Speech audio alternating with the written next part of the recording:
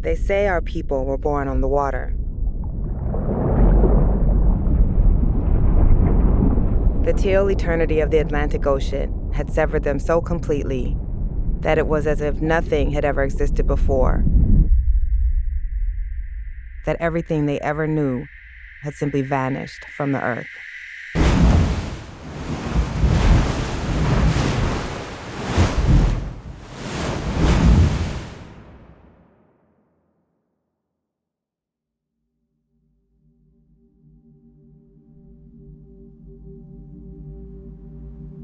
I grew up in the Midwest. I really saw the landscape of inequality through my school bus windows. The houses started getting nicer, the streets were repaired. And I just remember that the narrative about Black people just did not match what I saw in my daily life. I would sit in the classroom and feel that Black people had never done anything except to be owned by white people. My high school had a one-semester African American Studies course taught by the first and only Black male teacher I ever had.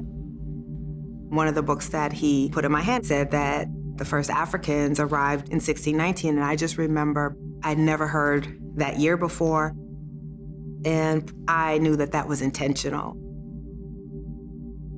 That erasure was powerful. I don't think that we tend to think of national memory as something that's intentionally created. We know about the Pilgrims. We know about George Washington cutting down the cherry tree. 1776, that sets in motion the founding of what would be the most liberatory democratic experiment in the history of the world. We were a country based on these freedoms, and that these freedoms are shared by all Americans. Well, the only way that you can believe that this country was the most liberatory, democratic nation that the world has ever seen is to, of course, erase the indigenous people who were already here. You, of course, have to ignore the enslaved Africans who arrived in the colony of Virginia in 1619, only 12 years after the English landed Jamestown. We're taught very, very little about slavery. In 8th grade, we debunked the myth that slavery caused the Civil War.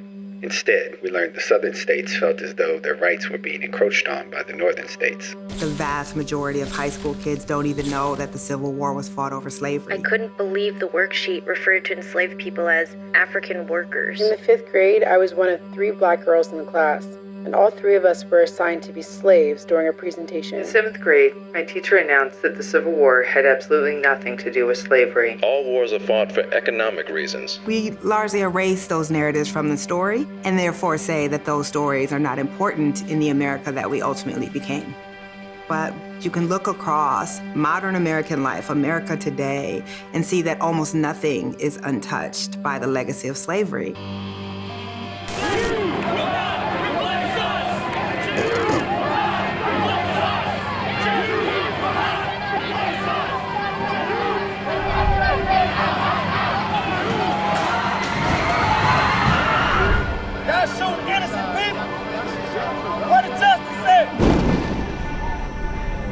Of course, the easy ones are things like the criminal justice system, where we know Black Americans are disproportionately represented. But what we don't think about is that slavery and the anti-Black racism that comes out of it has also led us to be the most carceral nation in the world.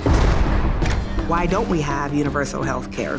Why do we have the shortest maternity leave, lowest minimum wage, lowest labor union membership? Support for social safety net programs declines amongst white voters if they think large numbers of Black people will benefit from them. Highway systems in areas that had significant numbers of Black Americans were largely designed to divide white communities off from Black communities. So when you're sitting in traffic, wasting your time, and you're our legal system is rife with laws that explicitly discriminate against Black Americans, and now in many ways implicitly. Our educational system is clearly a system that comes out of anti-Black racism. Schools that have resources are unsurprisingly majority white. If you really look, there's virtually nothing that you can see in this country that has not been touched by this legacy, but we have chosen not to really look. We have to tell the truth. And I think this country owes a great debt to Black Americans for actually forcing, often through their blood, through their death, through their martyrdom, this country to try to live up to its democratic ideals. It wasn't merely an idea on paper, but it was something that had to be made manifest for all people. Black people have been the true perfecters of democracy. Black people were the original abolitionists. Black people who are coming out of slavery are pushing for America's first civil rights law, which gets passed in 1866. The 14th Amendment is what gives us birthright citizenship. Formerly enslaved people push for universal rights of citizenship, never just arguing for their own rights. Black Americans are being drafted and volunteering to go to war, fighting for democracy abroad, and then coming back home and fighting for democracy here in America. With the second civil rights movement in the 60s, these laws are not just saying you cannot discriminate against Black Americans. They're saying you can't discriminate against anyone based on their race, nationality, gender, or based on their national origin. Black people also, because of our unique circumstance, created the only truly original American culture here: jazz, blues, gospel, and hip hop. Black slang becomes this universal language of cool. So much of the story of Black America is tragic. But when you look at that resilience, that ability to adapt and to make something beautiful again and again, I think that is amongst our greatest contributions to this country as well.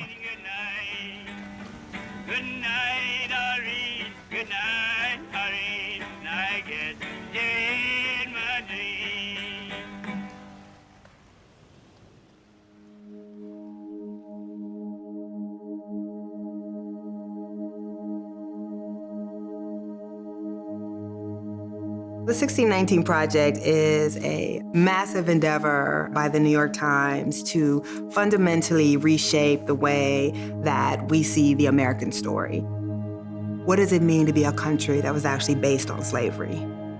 What would it mean for us if we consider 1619 our true origin and not 1776? That you can't separate these two the way that we have been taught both in history and in the American mind. It is a part of who we are. When I pitched the project, I knew, and really everyone working on the project knew, that it was important that the descendants of American slavery be the main people who were telling this story. Part of this getting to the truth of America was to take control of the narrative. To be able to produce something that in some ways counters so much of the history of the way that the New York Times told these stories in the past, and to take the reins of an institution that for much of its history helped with the marginalization of Black Americans, and to tell this story here. I think everyone understood how important that was. I can't think of any project that we've undertaken since I've been here that had more intrinsic importance than what we were working on with this project. We wanted this issue and these ideas to reach as many people as possible. So we did that with an entire special issue of the magazine. There was a special broadsheet, a podcast, thinking about what they went through. And we've been doing live events. We didn't stop there, though, printing hundreds of thousands of extra copies of the issue, aggressively distributing in communities and to readers who are not customary recipients of the New York Times Magazine. When we published it, I had no idea how it would land into the world. It caused me a great deal of anxiety, and I understood very strongly that if it published and no one cared, it would make it that much harder for the next Black or brown person behind me to pitch something really ambitious and get the green light. All of a sudden, I started seeing all of the social traffic, people asking, where can I get a copy? It's sold out. I've gone to 10 grocery stores and bodegas and the Starbucks, and I can't find it anywhere. The New York Times Magazine is marking 400 years since the first African... Welcome to The Daily Show. All of that was surprising to me. Now, she's a staff writer for the New York Times Magazine and author of the 1619 Project. The way that educators have embraced the project has been really, truly shocking and really the most fulfilling thing to me. We know that it's being taught in every state. There are 7 school districts that have made it mandatory high school curriculum. And I remember the first time I gave a talk at a high school in Chicago, and this young man wrote his own essay in response to my American democracy essay. And afterwards, he came up and told me that he had never felt like he could call himself an American before, and now he feels like he can. Sorry.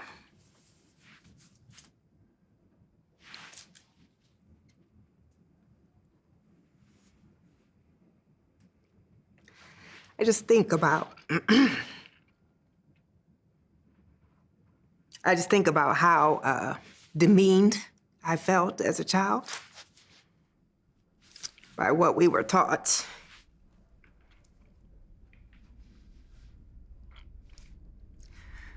And if this project can help other Black and brown children not to have to feel that way, then I will have done far more than I ever thought possible. So we are as American or more American than anyone else. No one has a right to deny us that. We certainly shouldn't deny it of ourselves.